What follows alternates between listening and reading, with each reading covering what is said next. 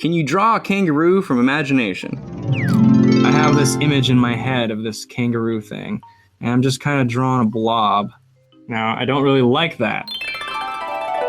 Apparently not. Caliva art, okay? No, I cannot draw a kangaroo from imagination. You're just trying to push my buttons. What's an exercise that you find yourself still doing? I don't know if it's an exercise. Yeah, it kind of is. Life drawing. Quick sketch. I still do it. Lately, I've been doing it every week. How are you teaching your kids to draw? Oh, that's a fun question. So my daughter's 2, so she's just starting out, and all she's doing is just kind of copying her brother. But Cooper is 5. And what I'm focused on right now is just having him enjoy it. I'm not teaching him anything. I'm just guiding him through figuring things out on his own. So what are the baby and the brother and sister's names?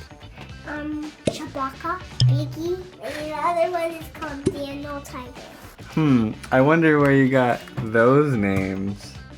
I think it's too early for me to teach him like fundamentals and stuff, unless I'm just showing him a little trick. Right now, he just needs to explore his creativity, have fun, and enjoy the process of drawing.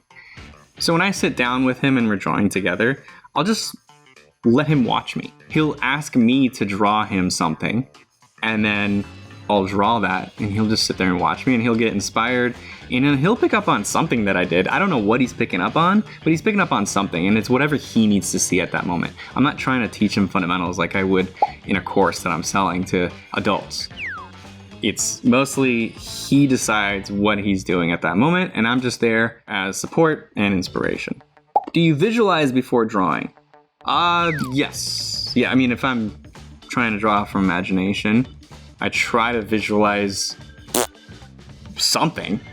Drawing and painting, just basically the visual language, is a language. It's a form of communication. And so if you have nothing to say, if you don't know what you're gonna say, and you start speaking without having any idea what you're about to say, it might not come out good. Right? You might just start saying gibberish, or you'll stutter. You gotta think about what you're gonna say, at least a few sentences ahead, or at least have a vague idea. You can think of the exact words as you're saying them, but you have to have an idea, a blurry image of what you're gonna draw. So that's the bigger vision when you start. But as you're drawing each individual stroke, yes, you do kind of wanna think slightly ahead of that as well. If your hand is moving faster than your mind, you'll probably get messy, kind of chicken scratch. That tends to happen. Or you just make more mistakes. I can't see like literally the stroke on my paper before I'm gonna draw it. But I know the concept, the idea of the stroke I'm gonna put down. It's like, I want it to go from here to here. I want it to match the colors around it. I know with that logic in mind, as I'm putting it down, if it's looking correct. Right? That's enough for me to execute a better stroke if I have an idea of what the stroke should be. I love you. I love you too. How do you beat the fear of a blank page or canvas? One thing you could do is mess up the canvas a little bit. I actually think this works for me as well, is I don't like to paint on a pure white canvas. I kind of tone it, and I don't tone it in a clean way. I'll just like scrub some colors in there, and it won't look like a clean piece of canvas anymore. It's kind of messy and dirty, and so I'm not scared to go in there and make mistakes on it because it's already kind of messed up. And if I see that I made a mistake, I just get my paper and just like paper towel, and I just wipe it out a little bit and fix it, and it doesn't look like I made a mistake because the wipeouts look like they're just part of the other noise on the canvas. If it's a sketchbook, I just think don't worry about messing up a piece of paper in a sketchbook. Like, that's not what it's for. It's not for perfectly clean drawings. It's for you to explore and make mistakes. In my Drawing Basics course, I'll teach you how to draw anything from reference or from imagination.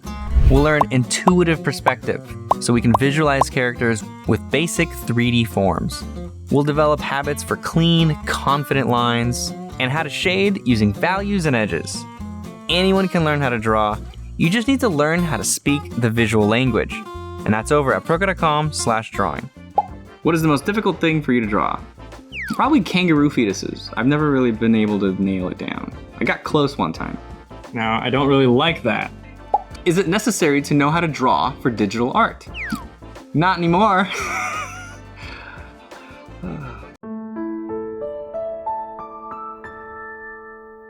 In your opinion, is it fair for a traditional artist to compete against a digital artist? Yeah, why not? They're just tools. Are we talking about a competition, like a contest, like where there's an actual judge? Or are we talking about life in general, like compete for a job?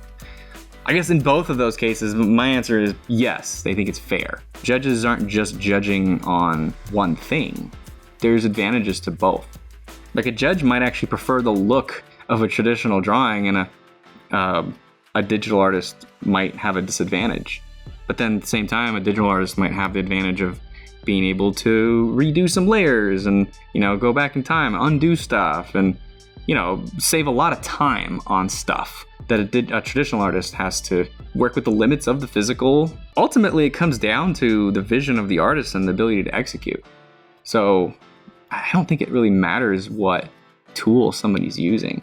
If we're talking about real life, like competing for a job, then yes, of course it's fair. We have to be okay with one artist having an advantage in some way, because the point isn't to even out the playing field. The point is to hire the best person for the job, to make a good product or whatever it is the job is for. Life isn't about handing out handicap points for people. It's about putting yourself in the position that you want in order to get what you want. If you feel like in your industry it's a disadvantage to be a traditional artist, then start learning digital art. Like, you live in a real world where things are not fair, but you do have the ability to learn digital art. That is available to everybody. So if we're talking about being fair, well, everyone has the opportunity. Most people have the opportunity to get a tablet and a computer and learn how to draw. And if you think that digital drawing or painting is more expensive than traditional, no. Especially if we're talking about painting. Like, oil paint can get expensive, especially with space, right? You need a dedicated space in order to have an easel, and oil paint's expensive. So is good quality canvas. So it might actually be cheaper to get a tablet and have that for 5 years. But I think I'm getting away from the question here. Generally, I think, yes, it is fair. I don't see why it wouldn't be. Can we draw new drawings at the age of 17? Yeah, I guess so. I did. Like, I was in high school when I started going to life drawing classes. But I had to have my parents, sign a waiver and stuff. But yeah. Is it necessary to know how to draw for digital art? Not anymore. Oh! Bam, bam, bam, bam.